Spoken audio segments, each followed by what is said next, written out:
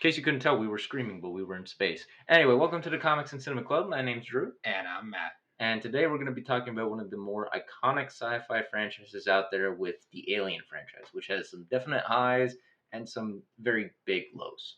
Much like a lot of horror franchises, the franchise is up and down and mostly has been down, but thanks to a recent movie, seems to be back on the highs and up again, hopefully. One can hope. I mean, we're actually going to be seeing Romulus in just a little bit, and we'll be continuing this after we get back from that. But we just wanted to jump on and talk about the original series and the prequel films and some crossover movies as well that left a little more to be desired, even though they went in such a cool route. But first of all, we got to talk about the original Alien. The original Alien is just a classic. Yeah, very good movie. It came out in 1979 and had amazing, groundbreaking effects, especially practical effects, Yeah. with the creature design, which is very much H.R. Geiger inspired, and I think he himself designed it. But I think he did. yeah, and it had great characters, great story. A very simple story. An alien is let loose on a spaceship, and then is just trying to kill people, and people are just trying to survive. So there is that. The effects were really timeless, and the tagline: "In Yeah. space, no one can hear you scream." That's a very chilling tagline. It's a very simple but very, like Matt said, chilling tagline. The greatest thing about Alien to me is that they kept it simple. And this is what I like about a lot of horror movies. And this is why I like horror sometimes. When horror is done right, it's all about the suspense. It's all about the buildup. It's about not being all in your face with jump scares and everything. It's about what is happening on the ship. Oh, this guy's not feeling well. And then the alien just bursting from his chest. Like, that's just fucking original and creative and terrifying. And it then leads to the massive xenomorph chasing them down and everything, and the practical effects being great for a time where CGI was not very, well known. Another thing about the Chestburster 2, that scene that is so iconic, the actors had no idea what was going to happen. The only person who knew was John Hurt because he had to get hooked up. But in the script, all it says is the creature emerges. So when they went to go do that scene, they had no idea that it was going to burst out. And granted, apparently there was a bit of a failure. It didn't come out completely. But then when they did it a second time, it came out and some of that stuff got on one of the actresses' face. So her scream was actually real. Yeah, so you can tell. And that's when you know you're making a good movie, when the audience is just as captivated as the people in charge, or the actors. And then another thing, too, that makes it so good, in my opinion, as well, is just that the way that they portrayed Ripley. Ripley became such an iconic character from both Alien and Aliens. They did such a good job with her characterization. I mean, she was basically just a woman who wanted to be left alone with a cat. That was it. But then the second movie did a great job of characterizing her more. But I mean, Alien is where it all started, and it started off as a sci-fi horror thriller movie that did a great job of captivating audiences. Is it technically Halloween in space?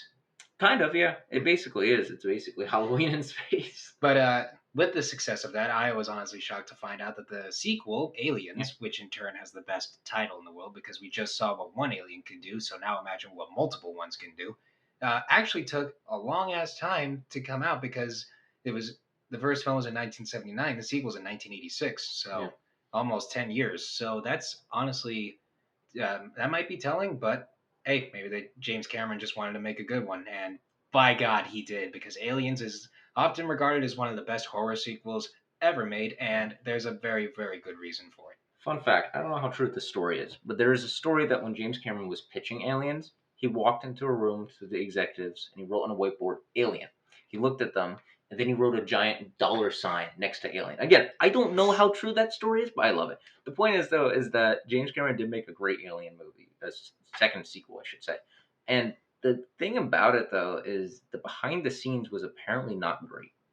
Making this movie was not good because the people they were working with were, I'm just going to say, he was working with a team who were from Great Britain. And he wasn't privy to a lot of their rules and a lot of the way that they did things. And additionally, they were working with the crew who had originally done Alien.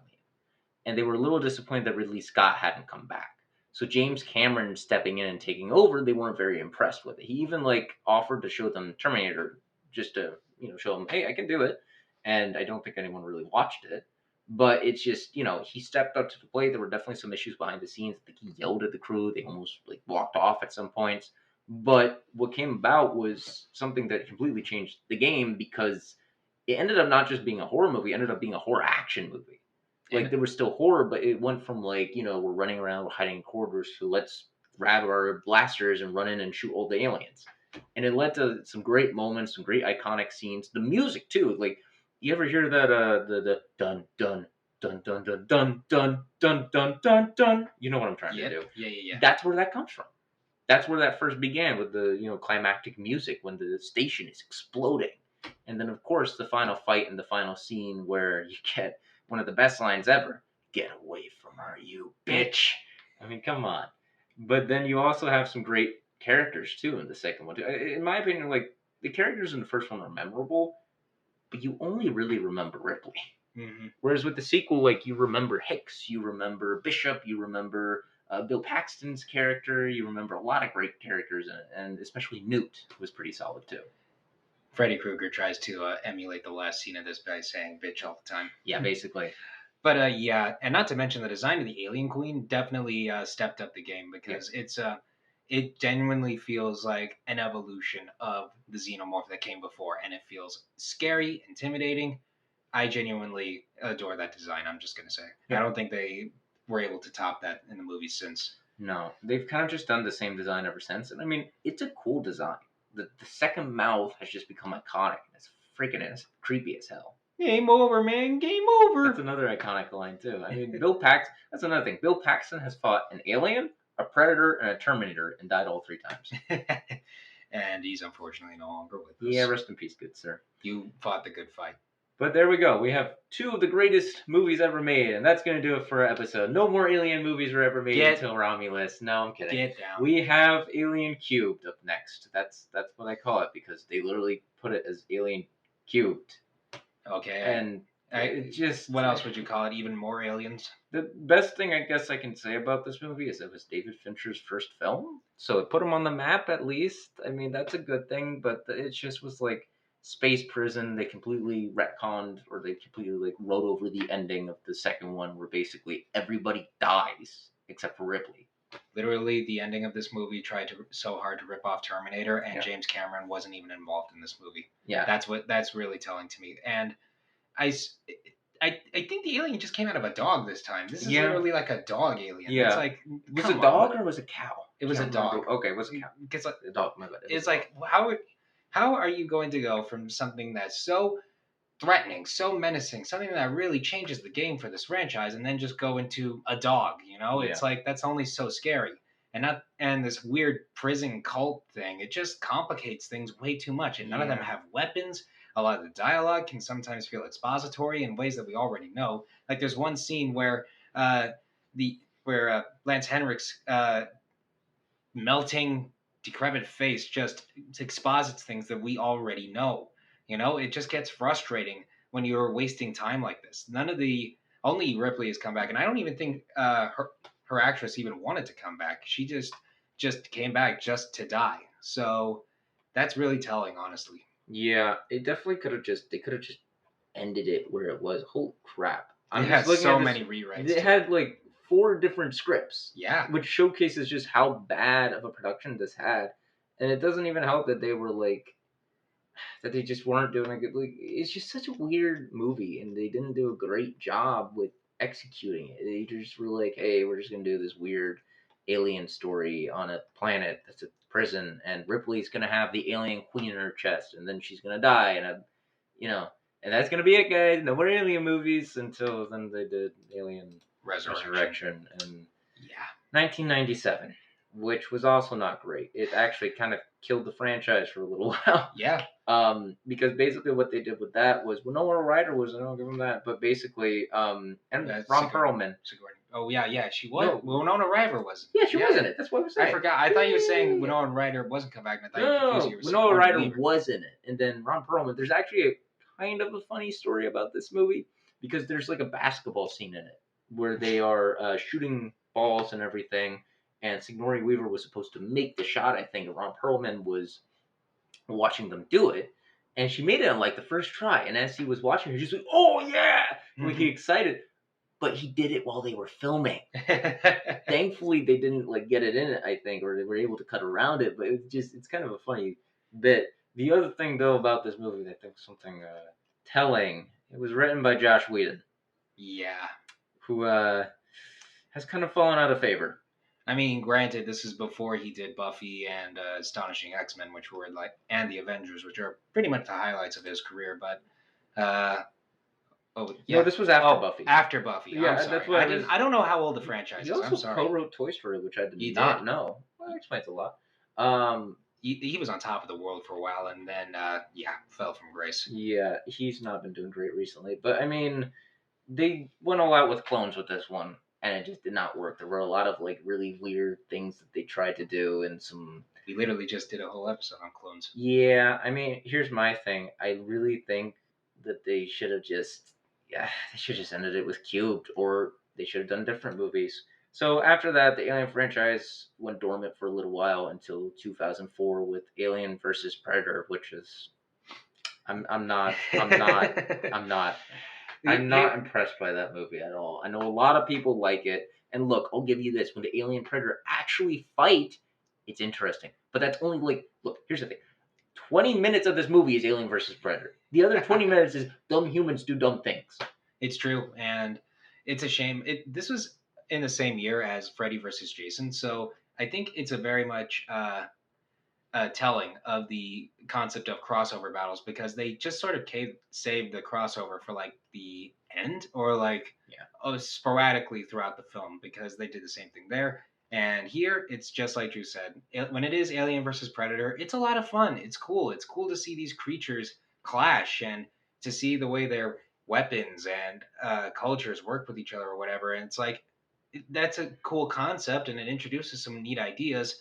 But again, more often than not, the focus is on humans being dumb, and the Alien versus Predator stuff is kept to the side. It's like I want to focus on that in a movie called Alien versus Predator. Like have them, like maybe they can. Here's an idea. Maybe they could capture a xenomorph and a human and hunt them on some distant planet together and make them. They kind of did that.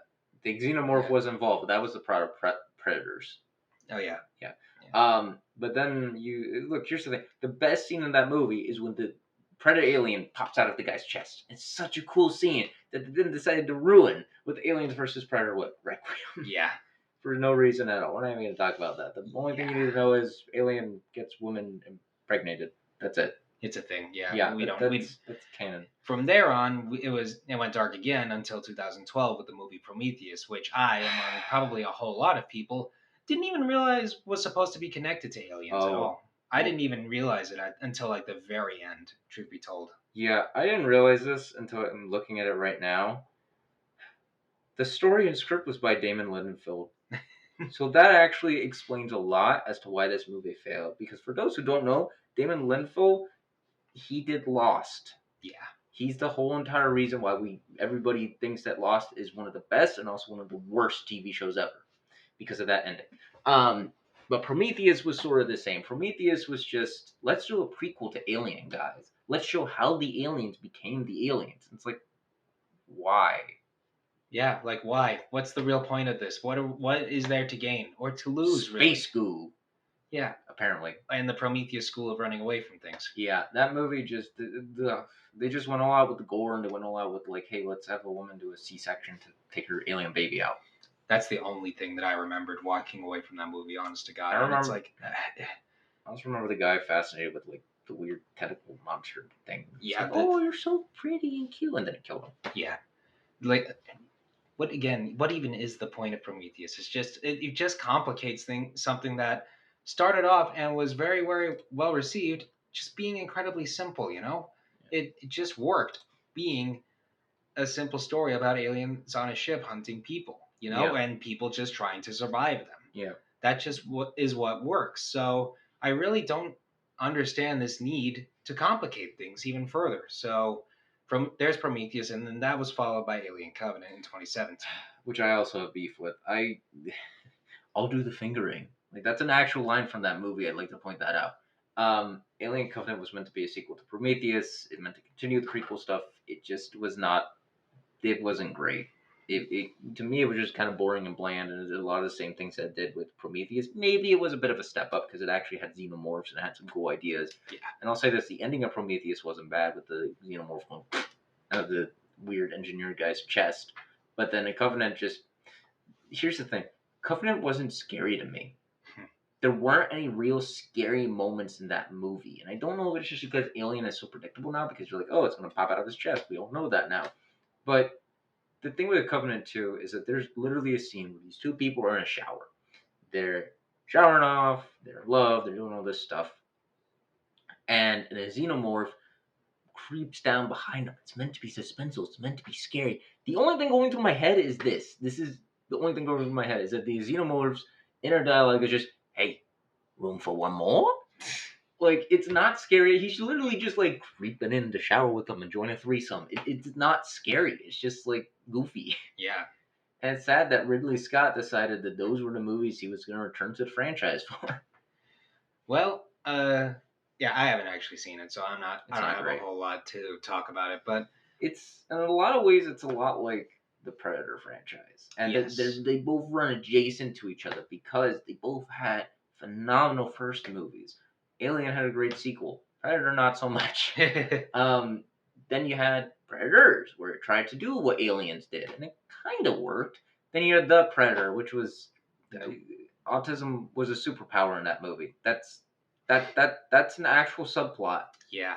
It's not great. They tried to go back to R, and it worked when they were R, but it also was not good. And fortunately, Predator is back on the up and up again with the recent film Prey. Yeah. And I am very hopeful that Alien Romulus is able to follow in the similar trend, which, thanks to early reviews, says, yeah, it actually is. So We'll see. we'll see about that. Yeah. We'll come back to that. Yeah. The thing with Alien and Prey is that each movie, or Predator, I should say, they keep trying to one up themselves. Alien was like, hey, we have more aliens. Now what do we do? Oh, we'll go crazier with it. We'll have space prison. We'll have clones. Oh, we'll have them fight the predators. Oh, we'll go back to the origins. And Predator was the same way. Oh, he just followed these guys in the jungle. He'll go to LA. Oh, they'll go to an alien planet. Oh, they'll, hunt them down with the super predator or whatever. And it just, you know, you don't need to one up each other. Alien and Predator, the franchises work when they're simple, when they're easy. Why I think Romulus is working, and I'm hoping it works. We're gonna find out. But it's simple. All it is these guys find a space station. They walk around the space station. They get attacked by aliens. Prey is set in the 1700s, where a Native American woman has to confront the predator that is hunting down people and hunting down animals. And that's all I want from Predator movies. Go throughout different time periods. Give us cool new stories of like have the predator fight a fucking samurai or something like that. That'd be sick. Or the Wild West or something. Or gladiators. An alien. Have them like just keep going to different like space stations and everything. That'd be cool to me. Yeah. So hopefully now the franchises might be in a state of healing, but we'll let you know about Romulus when we get back from it, because thanks to the magic of digital editing, we'll be able to take this time now and hop all the way into the future where we have already seen the movie. So, Yeah. future us, what do you think? As we wait for the futurist to reply, just letting you guys know this next bit is going to have complete spoilers. We're going to just be jumping in and talking about everything with this movie right off the bat. So if you don't want to get spoiled, go see the movie or turn away and then tune back in later. But here we go. And well, we can safely say, us of the past, in the world of tomorrow, this movie's pretty solid. Yeah, I mean, look, Alien, like we said, has a very rocky history, and this movie isn't going to be perfect. There are people who are calling this movie the Force Awakens of the Alien franchise, in the sense that it uses a lot of fan service and nostalgia. My thing is this: there's definitely some bits of nostalgia and some bits of fan service here and there, especially when they try and do like some callbacks with "Get away from her, you bitch," which could have been better. And then also the usage. I think one of the weakest parts was the usage of when they were like, "Oh yeah, this android's gonna be Bilbo Baggins from the first movie, Ian Holm as Ash, Rook, whatever his name is, the android." And Matt kept thinking it was a puppet because it did kind of look like a puppet, but it looked like they just sort of CGI'd Ian Holmes' face onto the android, which didn't look bad, but it did have some uncanny valley moments to it for sure. But I do think that they did a good job of bridging the gap between Prometheus and the alien stuff too. Yeah, throughout the whole movie, I kept thinking that Ash was genuinely a puppet because, like he said, there were moments of Uncanny Valley or it just looked weird the way it moved. I think like the lower half was a puppet, right? Yeah, Because it might have it been. looked so real, you know. It might have been what they did with the original, where it was just like a mix between the head was real, but then the lower half was a puppet. And that's fair enough. And that's a actually plays into one of the strengths of this movie is that it actually returns to using practical effects, which is something that I personally didn't see coming, but am glad to see it since these effects definitely look a whole lot better with practicals and puppets and miniatures and all that, as opposed to just editing them in. Because I don't really trust CGI much these days, which is kind of sad since we've made uh, so much progress Yeah. with it in terms of what we can and can't see. Because in one moment we're having big, incredible fights with alien life forms who genuinely look like they're real to the touch, and then the next thing we know, we have Modoc from Quantumania. So that's just all I'll say there. I think I mentioned this in one of our videos at one point or one of our recordings. CGI works really well when it's moderated with practicals. When you are combining the practical and the CGI, when you're just using background, when you're using the CGI as a background or using it to enhance the scene, that's when it can work. When you're just using it to be the scene, that's when it falls apart.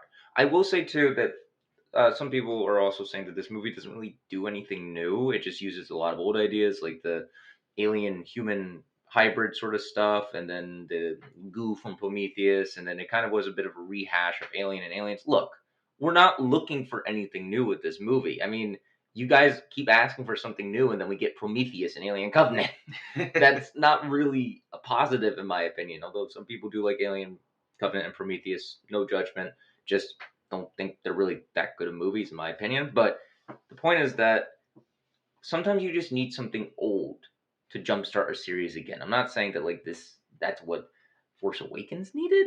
There were definitely some things that they couldn't and shouldn't have done with that movie, but this felt like they were just like, hey, Alien has been dormant for so long.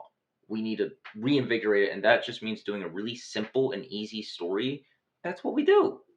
And that's definitely at play here. If we want to make the comparison to Force Awakens, I've always thought that because it was so similar to A New Hope, it was Disney's way of saying, hey, we understand what made Star Wars so much fun for young kids in the day, and we are capable of doing that. We have that solid understanding. So I think that's probably the case with this movie. Like the filmmakers wanted to show that they understood the strengths and even some of the weaknesses of the original Alien duology, and they are able to play around with them. And for the most part, it worked out really well.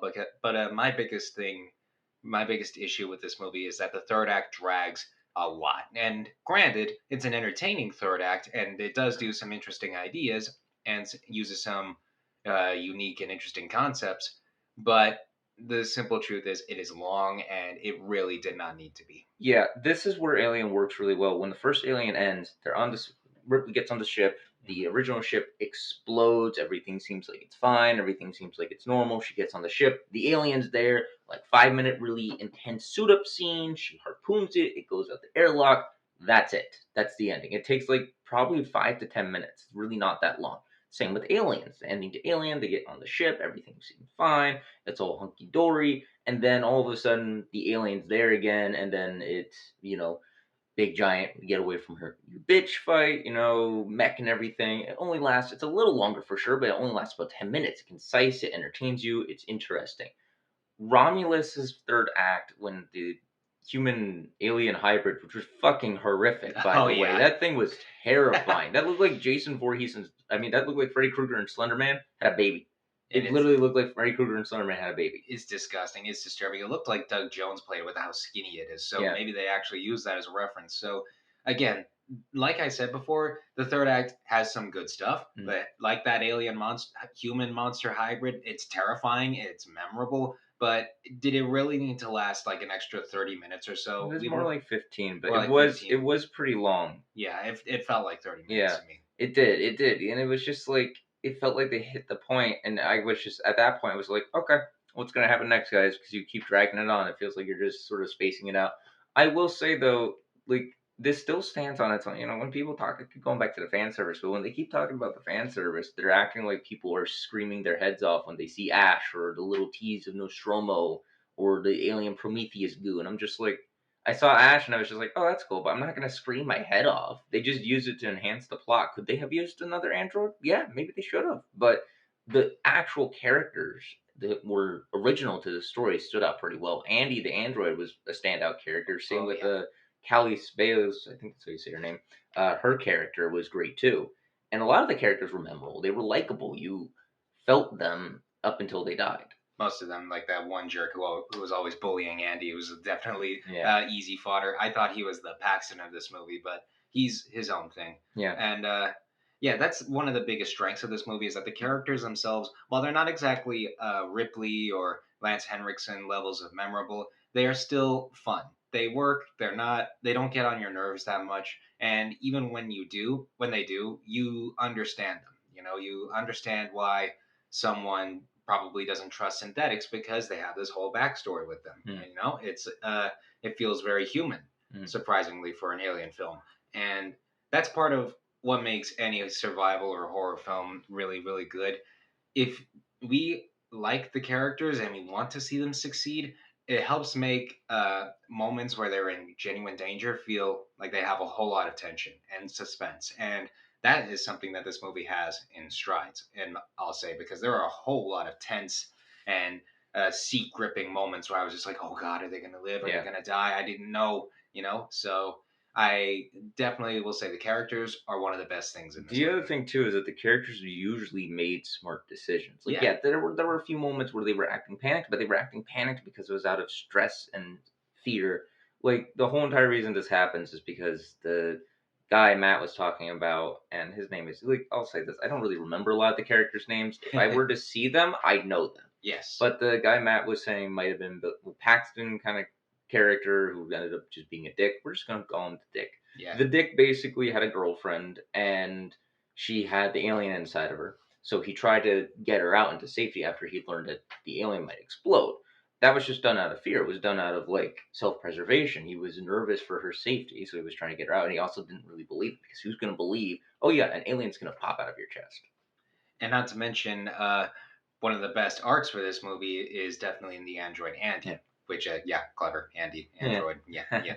Uh, he in turn starts off like this very much scared and stuttering child. He's afraid of what could happen to his sister because they're all they have now, and throughout at one point in the film he changes. He becomes more like what we would expect from an android in this series. So that in turn is tragic, and we see that sort of fall from grace in their eyes, and yet they still care about each other. Yeah. He, like, his sister still cares about him and doesn't want to leave him behind, even though he was probably prepared to leave her behind. Yeah. And that in turn is also tragic because she was prepared to leave him behind earlier. So it's literally just a whole back and forth of leaving who's behind. Who is leaving who behind? I don't know. It's very base. I'm just saying. So that was definitely really, really tragic and very much well done. So he was definitely my favorite character. I do think too, though, that was one of the issues I had with the ending as well, is because they kept going back and back Yeah. and forth with, "Oh, it's fine, you live your life," and then he gets stabbed, and then he's in the pod, and it's like, well, that just felt kind of useless. Yeah.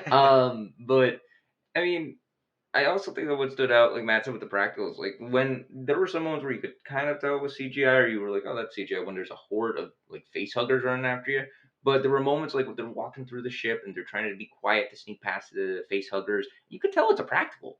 Like you could tell it's like just moving really like it doesn't look like obviously it doesn't look like you know an early ages sort of practical effect, but it looks real. That's my point. It doesn't just look like they CGI'd something. Yeah, whenever they didn't need to use CGI, they didn't, and Yeah. that's something that I give high marks for because it's really easy to use CG to just fill in the space.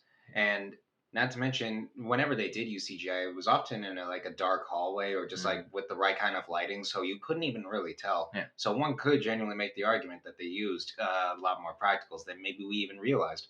And not to mention, it wasn't just reserved for the face huggers. The no, xenomorphs got a whole lot of puppets and yeah, model work. And granted, there were moments where it was like CGI, like when they were floating and stuff, yeah. when there was a whole lot of them at once just floating. But when they needed to be up close and personal, they felt real and they were there, and it was So very fascinating. yeah, I am wondering if that human hybrid though was all CGI. That might have been. Yeah, it did. Like they might have done some practical stuff, but the face looked CG. Maybe it was supposed to, to Maybe, make it to yeah. look extra I weird. mean, they was meant to look like an engineer for Prometheus, but Yeah. um, I think. Look, here's the thing. I think that where this movie succeeds, where Covenant and Prometheus fails, is that Prometheus and Covenant don't really have memorable characters to me. I don't remember the characters. I don't really remember or care for them. Whereas in this movie, they have a whole sequence where they're going up into space to go search the space station, and there's a beat where the Dick is basically smoking a cigar, and it like or a I think it was weed, but Or whatever. it was something. It was a He blunt or was something. smoking. He was smoking, and it like showed like he's having fun with it. They're going up, and he's like playing with the flame, and then like it's going into his mouth faster because they're going at high speeds. Like the characters were likable. You felt for them. You cared for them. Whereas with Prometheus, I don't even remember their names. Like I remember Andy from this movie. I barely remember the names of the people from Prometheus or Covenant. Covenant, though, I will say had the same problem with the ending that Romulus did. It took way too long to finish, and Romulus had that same issue as well. The other thing I do want to say though that I liked about this movie, they made the facehuggers actual threats. Hmm. Like in most movies, the facehuggers are just like, "I'm gonna suck your face." It's on your face, and it's just there. Whereas this one, they were like, "All right, we need to get on these faces, so we're gonna literally infiltrate the air ducts. We're gonna go run around. We're gonna sit around.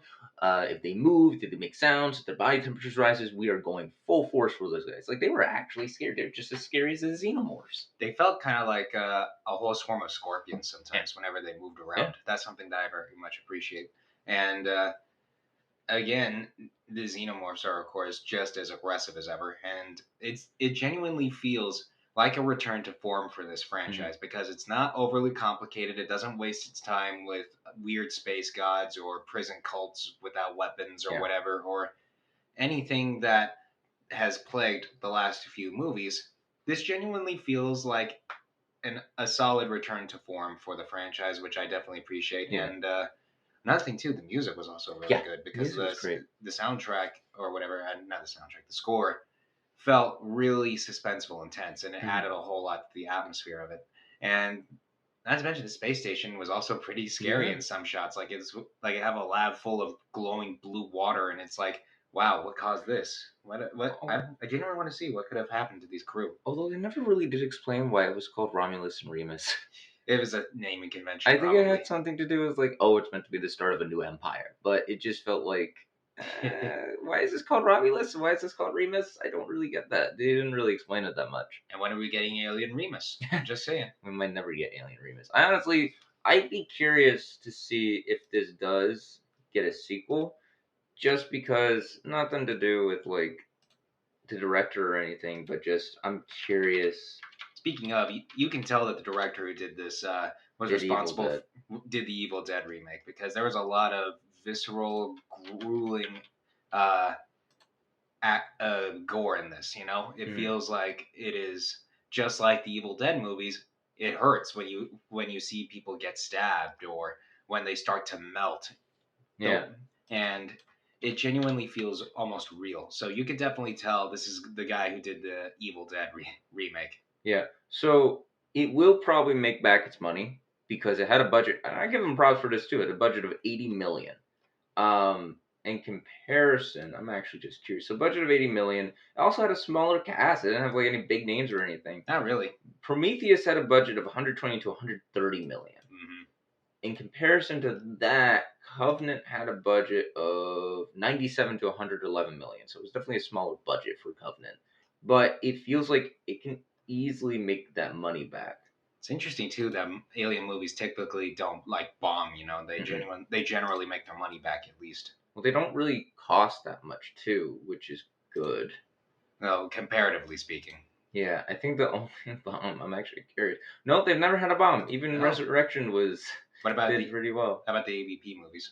I'm about to check. But yeah, I mean, I would hope they get a sequel, but I honestly don't know what they would do.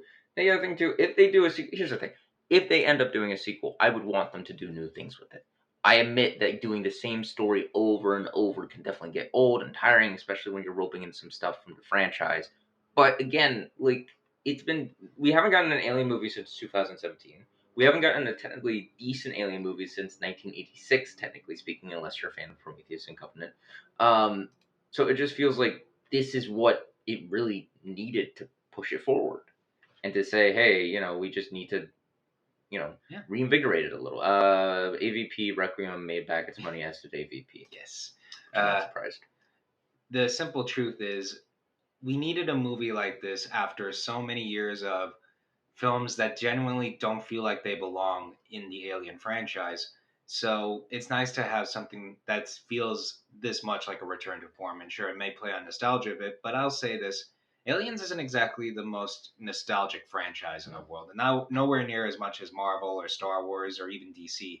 It's just there. It's a good franchise. You remember it, but you don't really feel nostalgic for it the way you do for other adventure films. So, um, I definitely didn't. Like, I love these movies, but I'm not nostalgic for them. No. Like, or for the good old days too, or Yeah. whatever. Whatever people typically say. I just wanted an Alien movie. I don't need Prometheus. Yeah. And I think the other thing, too, is that when you look at it, like the first Alien film is simple. The second Alien film is simple. The third and fourth and Prometheus and Covenant, they're not simple. Why do you think those fail when the other ones succeed? Exactly. They're too complicated. They try to make things way too big or feel self-aggrandizing when really they're just movies. Yeah, like the plot of the first Alien is guys go on to a mysterious alien planet. They find an alien. They go back. Alien wreaks havoc on ship. Aliens. They go to the same planet. Aliens wreak havoc on the planet. They fight them. Aliens cubed. Alien resurrection. Prometheus, space goo and space gods and abortion. and the Alien Covenant. I'll do the fingering. Like it gets way too complicated. and the Prometheus school of running away from things. Yeah, we don't talk about that. Literally, Alien Cubed is about some prison cult that doesn't have weapons on it for some reason. It's like, I don't fucking remember a single thing other than that. And the fact that they try to rip off Terminator at the end with Ripley literally lowering herself into lava with the thumbs up just to sacrifice herself, and it's so dramatic and poignant. And it's like, who gives a shit? We want to see cool stuff. And then that's the same thing with Alien Resurrection. Alien Resurrection is the same way. It's like it goes into clones and shit, and like it also does. So I do believe that Alien. Actually, I'm just curious. Alien Resurrection did use the alien human hybrid, Hmm. as did Alien AVP and that stuff. I just want to look real quick at what it would have looked like. Oh, Oh, well, yeah. that definitely doesn't look like what we got here. No, what we got in Romulus, I think, was a lot scarier because it had a human face. It looked freaky as shit. Its body was what really got it, and not to mention it had a mouth tongue too. Yeah, that was Yeah. disturbing. Yeah, it he just looks kind of goofy. There's just a picture of him. He just looks like that sexuality the newborn. Yeah, Okay. I have no idea. But point is that creepy. Yeah. Point is that at the end of the day, Romulus is a decent film. Is it going to be the best of the best of the best of the best? No. But it's a worthy follow up to the Alien franchise, and it's a good placement in it. Another thing, too, is I was looking on the Wikipedia, they're calling this the Alien Anthology now, which I think works really well. Because basically it's just an anthology of stories of different characters that may appear again throughout the franchise and everything. But it's different stories, it's different characters, which I guess we could say for Prometheus and Covenant. If you like those, you like those, and that's a part of the Alien Anthology. But the other ones fit into it as well, and they're good or they're bad. So Yeah. As series go, if we're talking comparatively speaking, I would probably say this is like the third best movie in this franchise. yeah, Right behind Alien and Aliens, of course. well, But yeah, the simple truth is, this franchise needed something like this to get some blood in its veins and maybe earn back a little bit more trust from the public. Because even if you want to say that this is nostalgia bait or whatever, or if it's just not really what you're looking for, the fact is this is something that I think the majority of people would want to see for this franchise. It's sort of a return to form, like I've been saying, and I, for one, am very grateful for it. So that's just my 2 cents there. I will say, if they were ever to do another Alien series or another Alien film, and they wanted it to be not the same thing, do it in the aftermath of an alien attack. Like, I'm not saying like how they did Romulus, where it was like, oh, a derelict space. I mean, like, literally have a start with this person waking up, floating in space amidst the ruins of a space station, and then they have to literally try and escape within a ticking clock before the alien gets them, and the aliens are like all crawling around and everything. Like, that would be cool. But I also get why they kept it simple, because you needed to. So I give this like a 7.5 or an 8 out of 10. Yeah, I'll give a 7.5 out of 10 too. Points docked for the ending dragging for a bit, but generally solid film, and I'm glad to see both the Predator and the Alien franchises sort of do some more interesting things, or things that are not what we've gotten before in their sequels. So I am glad to see you back, Alien. AVP 3? No. AVP 3 1? Ay, I will also say the first act, just one more thing I want to say, it is a bit of a slow start. It's a slow burn movie. It takes its time, but when it hits the payoff, it hits the payoff. It could have been way slower. Yeah, it really could have. Because they could have spent way more time on this like mining place that's basically like a parody of Amazon. But basically, it's like no, I don't know if it's meant to be a parody. I think it's meant to be a commentary on Amazon. Yeah, yeah, it's definitely a solid film. It could have been better, but it could have been way worse. And I'm grateful for that. All right. Well, I think that's going to do it for us today. I thank you all for joining us, and we hope to see you next time. And of course, remember, in space, no one can hear you scream. Unless you put it on a big movie theater screen, in which case everyone can see you scream. Yeah, exactly. All right. Have a good night, guys. Bye. Bye.